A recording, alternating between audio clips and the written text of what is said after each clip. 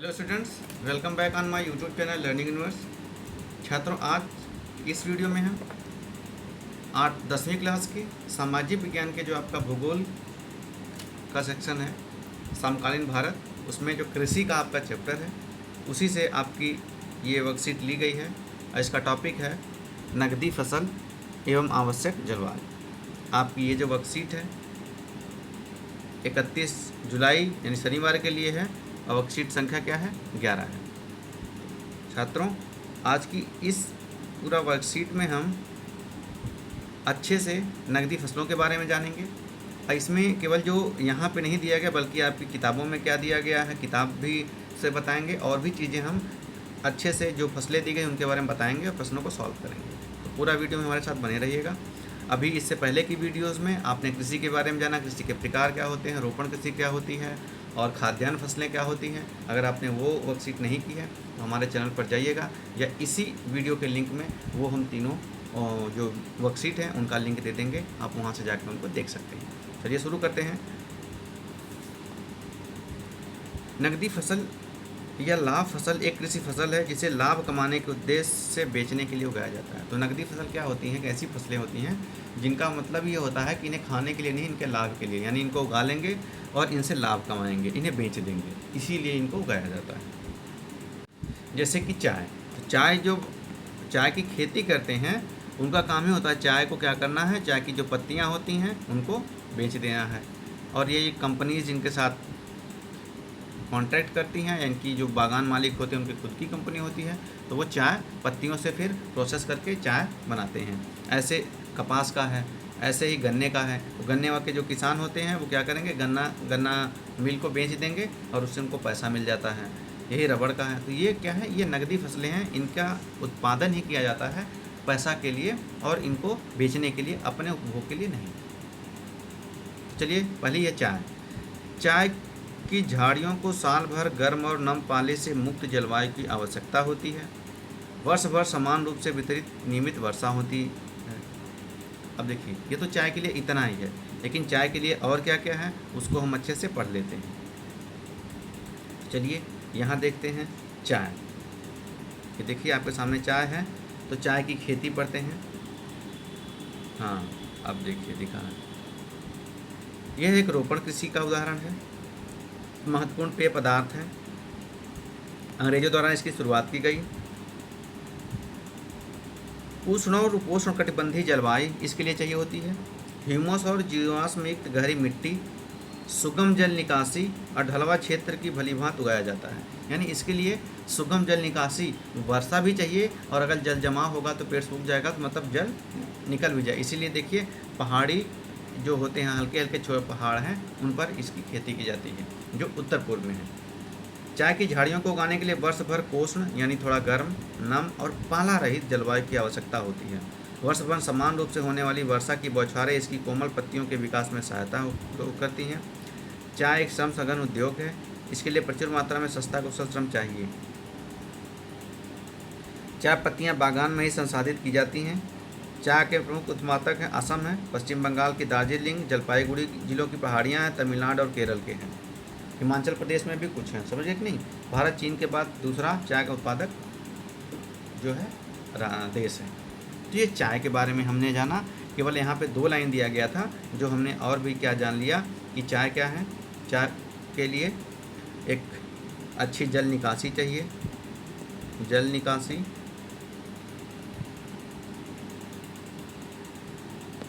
श्रम सघन है, इसके साथ साथ चाय में क्या है, ह्यूमस और नमी युक्त मृदा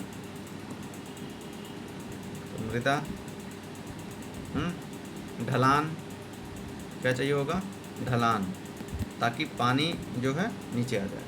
तो ये हमने चाय की देखा। अब आते हैं रुई पे।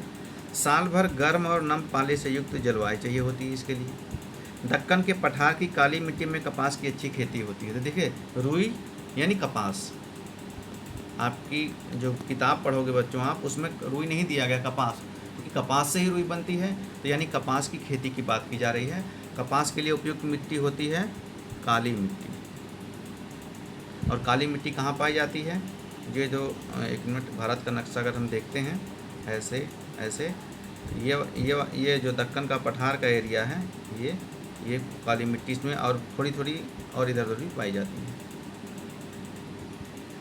इसकी वृद्धि के लिए उच्च तापमान जब कपास का फल आता है उसकी वृद्धि के लिए उच्च तापमान, हल्की वर्षा चाहिए होती है या सिंचाई हो, 210 ठंड मुक्त दिन होने चाहिए, तेज़ धूप की आवश्यकता होती है।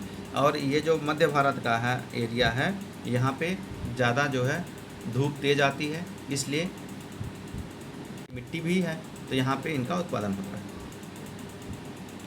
अब कपास से कुछ उत्पादक कौन कौन से हैं ये भी देख लेते हैं। देखिए भाई,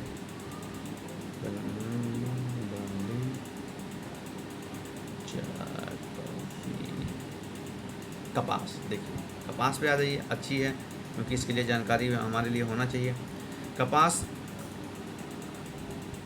भारत को कपास के पौधों का मूल स्थान माना जाता है। सूती कपड़ा उद्योग का कच्चा माल है। भारत विश्व के बाद दूसरा स्थान है।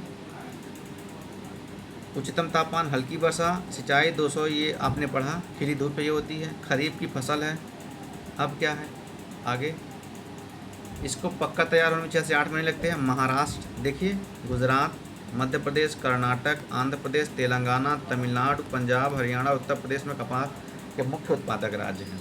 तो सबसे ज़्यादा कपास जो होती है, अभी हम आपको भारत का चित्र भी यहाँ ये देखिए कहीं नीचे मिल जाएगा आपको, तो दिखा देते हैं, नहीं मिला, यहाँ ऊपर है। ये देखिए भारत का जो नक्शा है, इसमें क्या है कि यहाँ देखते हैं, जो ये दक्कन का पठार आपका यहाँ से लगभग यहाँ से शुरू होता है और ऐसे ऐसे ये पूरा है। तो ये देखिए गुजरात का जो एरिया आता है दक्कन के पठार में ही आता है। महाराष्ट्र हो गया है, थोड़ा बहुत ये पूरा एमपी हो गया है, कर्नाटक हो गया है, तमिलनाडु का थोड़ा बहुत एरिया है, समझिए कि नहीं, और ये आंध्र प्रदेश, तेलंगाना, ये मुख्य हैं। इसके बाद यूपी में भी थोड़ा बहुत और पंजाब हरियाणा में भी कहीं कहीं कपास की खेती की जाती है। तो ये दक्कन का पूरा पठार पे ज़्यादा कपास की खेती की जाती है। अब हम छात्रों चलते हैं अगले पे, गन्ने की।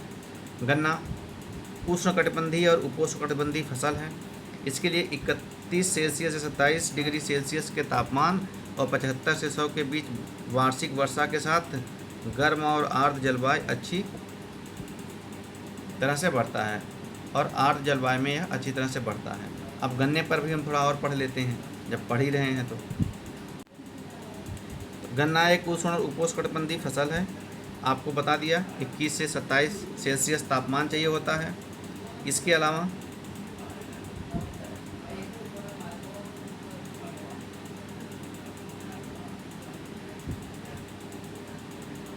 पचहत्तर से 100 सेंटीमीटर वर्षा आपने देख लिया।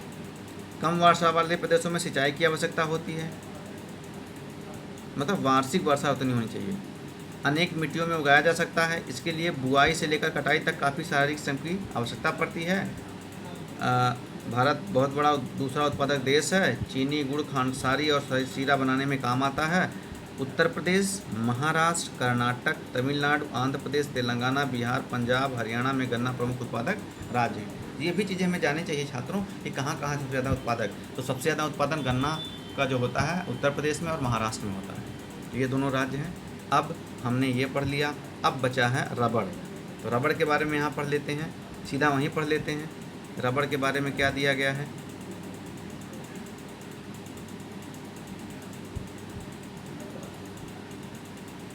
हाँ रबड़ के बारे में देख लीजिए। रबड़ भूमध्य रेखीय क्षेत्र की फसल है। विशेष परिस्थितियों में उष्ण और उपोष्ण क्षेत्रों में भी इसे उगाया जाता है। 200 सेंटीमीटर से अधिक वर्षा और 25 सेंटीमीटर से अधिक तापमान वाली नम और आर्द्र जलवायु की आवश्यकता होती है। रबड़ एक महत्वपूर्ण कच्चा माल है जो उद्योग में प्रयुक्त होता है।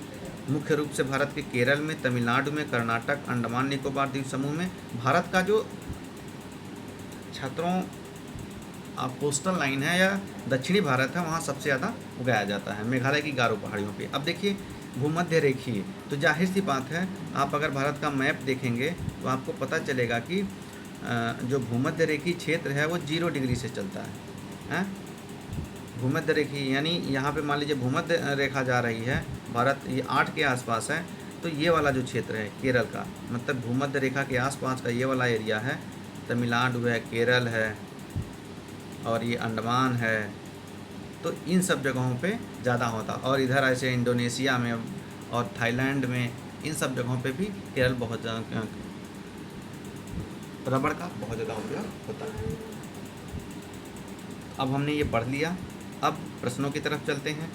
उस नकदी फसल का नाम बताइए जिसे वर्ष भर उच्च वर्षा की आवश्यकता होती है। तो सबसे ज़्यादा अधिक, उच्च वर्षा मतलब अधिक, तो रबड़। कपास उगाने के लिए किस प्रकार की मिट्टी? काली मृदा या काली मिट्टी। रबड़ की खेती के लिए भारत में किस राज्य की जलवायु उपयुक्त है? केरल। केरल में साक्षरता दर भी सबसे ज़्यादा भारत में है। चाय की फसल उत्तर पूर्व की पहाड़ी क्षेत्रों में उगाई जाती है जबकि उत्तर भारत के पहाड़ी क्षेत्रों में नहीं, क्यों? ये बहुत अच्छा प्रश्न है छात्रों। क्यों? क्योंकि वहाँ की जलवायु और परिस्थितियाँ वैसी नहीं हैं। इसके लिए क्या चाहिए होता है? देखिए, पाला रहित, उत्तर भारत में पाला खूब पड़ता है। दूसरा, हल्की बारिश, ढलान युक्त, पानी निकासी अच्छी रहे। तो आपको पता है उत्तर भारत की पहाड़ियाँ बहुत, या क्योंकि हिमालय से बहुत ज़्यादा क्या है, ढलान है, या हल्की ढलान होनी चाहिए, ये भी एक प्रमुख कारण है, समझे कि नहीं। और यहाँ बारिश भी पहाड़ियों पे बहुत कम होती है, होती तो बहुत ज़्यादा होती है। तो ये इन सब में क्या होता है, कारण है जिनके, और यहाँ का जो जलवायु यानी तापमान का जो कारण है, इन सब पे कारण जो है उत्तर भारत की पहाड़ियों पर चाय की खेती नहीं होती, जबकि उत्तर पूर्वी पहाड़ियों की जलवायु, वहाँ की जलवायु, तापमान, अवस्थिति चाय के लिए उपयुक्त होती हैं और उत्तर भारत के पहाड़ नहीं होते हैं। वर्षा भी आप देख सकते हैं, ढलान। तो प्रिय छात्रों, आपके 10वीं क्लास की वर्कशीट कृषि से संबंधित जो है यही समाप्त होती है। आप वर्कशीट को, वीडियो को देखिए, हमारे वीडियो को लाइक करिए और इसे ज़्यादा से ज़्यादा शेयर करें। और अगर आपके हमारे चैनल पर पहली बार आए हैं तो आप चैनल को सब्सक्राइब करें और अपने दोस्तों से भी सब्सक्राइब करने के लिए मोटिवेट करें, ताकि ज़्यादा से ज़्यादा, अभी हम आपको 10वीं क्लास की SST की और जो आपकी बुक्स हैं उनका बुलेट पॉइंट और उनको ऐसे ही समराइज करके अच्छे से पढ़ाएंगे तो आप उसे भी पा सकते हैं। Thank you.